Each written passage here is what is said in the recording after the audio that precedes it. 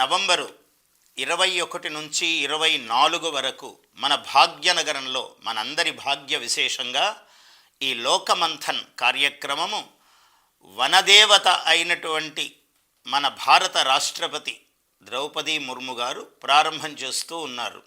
చాలా అద్భుతం. అసలు లోకమంథన్ అంటే ఏమిటి?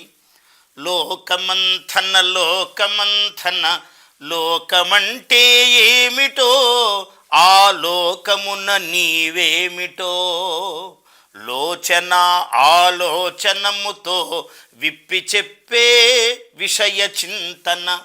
లోకమంథన లోకమంథన లోకమంటే ఏమిటో, ఆ లోకమున నీవేమిటో, లోచన ఆలోచనముతో విప్పి చెప్పే విషయ చింతన.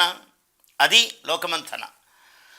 నర నరాన దేశభక్తి, మనసంతా మాతృభక్తి, లేకుంటే ఏమున్నది మనిషి జీవితాన రక్తి. ఈ రెండూ లేకపోతే మనిషి జీవితమే వ్యర్థము. దేశభక్తి, మాతృభక్తి. మన భాష, మన యాస, మన సంస్కృతి, మన కళలు, మన జీవన విధానాన మహనీయుల పోకడలు. మహనీయుల యొక్క పోకడలు మన జీవితాలలో నిరంతరం తొంగి చూస్తూ ఉండాలి.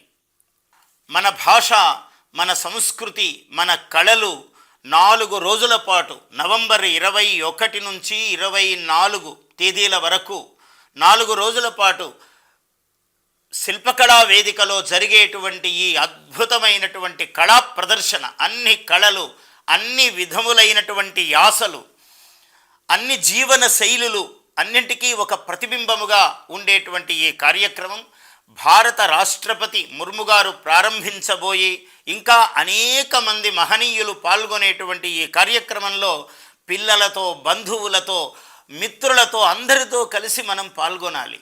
పాల్గొని మన పసిపిల్లలందరికీ కూడా మన సంస్కృతి ఏమిటి, మన భాష ఏమిటి, మన కళలు ఏమిటి అనే విషయాన్నంతా మనం తెలియజెప్పాలి. అలా చెప్పడానికి ఇది ఒక జగద్గురు వేదిక, ఇది ఒక జగద్ ఆచార్య వేదిక. దీన్ని మనం అందరం ఉపయోగించుకుందాం. ప్రతి వ్యక్తి ఇందులో పాల్గొందాం.